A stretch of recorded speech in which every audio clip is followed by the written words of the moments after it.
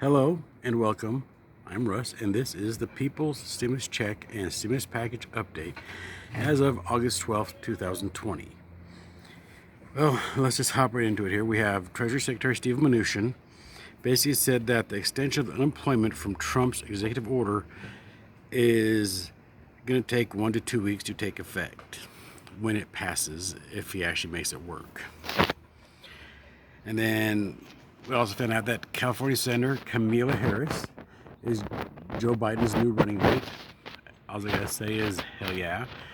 I actually do admire Kamala Harris's political viewpoints and her ideas about the stimulus packages and stimulus checks for the people, because she's the one who actually promotes the one that gives every American that deserves it a $2,000 stimulus check every month for, I believe, 12 months.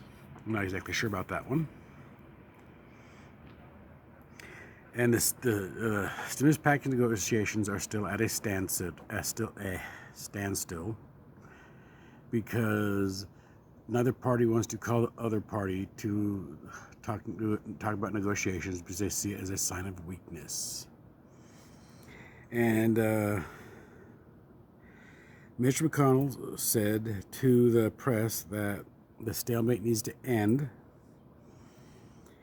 It is funny McConnell says this, as he does not reach out to the Democrats to actually call them to actually start negotiations up again.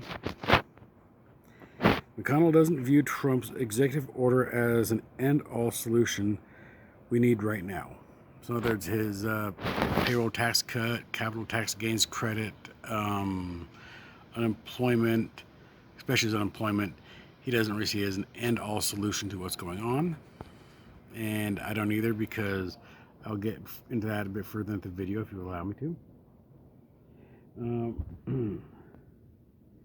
Trump also wants to make the payroll tax cut a permanent thing, which in a sense would defund the Social Security Administration as well as harm the Medicare. And let's see here, who was it? I think it was Schumer. Chuck Schumer said that the Senate probably will not allow that to pass because they need to keep the people to the senior citizens about their retirement, which is a good thing. And on Trump's executive order on unemployment, he said the states would still have to get the assistance even if they didn't have the funds to do it. So basically, well, actually, on his unemployment thing, Trump says that the federal government is going to throw in $300, and then each state is going to throw in $100 each. Well, the only problem is not all the states, if any, actually have the extra $100 to actually put in, because California says that it would cost them $700 million a week for this unemployment thing. Trump is actually funding the extension of unemployment by taking from FEMA's disaster relief fund in a total of $44 billion, and that should only last about 4 weeks. Trump also wants a capital gains tax besides the payroll tax cut. The capital gains tax is only going to help the wealthy, not the poor, because who else has the stocks that they can get the capital gains tax cut on?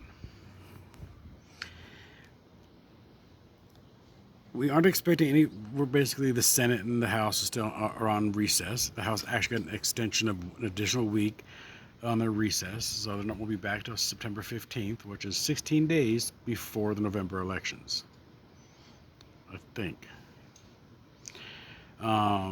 But basically, we're not expecting the House or the Senate to vote on anything because, like I said, they're both on recess. And the House is on recess till September 14th. The Senate is on recess until the 7th. But they say they're in session, that they can call back in at 24-hour notice. Here they're talking about is a lot of BS and how it concerns and how Americans don't want to go back to work, and yet we have the Congress going on recess saying that the Americans don't want to work when they're not working at all themselves. In fact, it has been since May, since the HEROES Act came out, that's been sitting dead on their table. The HEALS Act proposed by the Republicans is also going to be dead on arrival because it's too cheap. Pelosi says that they're going to take the HEROES Act down from $3.4 trillion to $2.4 trillion if the Republicans can actually bring up their bid as well. See here. Like I said, I mean, so much stuff's been happening that I don't know how to report it all to you. I mean, we're waiting to see what's going to happen with the eviction moratorium from the president, which is probably going to go nowhere fast. The unemployment's probably not going to happen either. The student loan deferral until the end of the month with no interest is probably also not going to happen as well. And I know there's a fourth one out there, I just can't remember what it was, but that's probably not going to happen either. I hate to say it.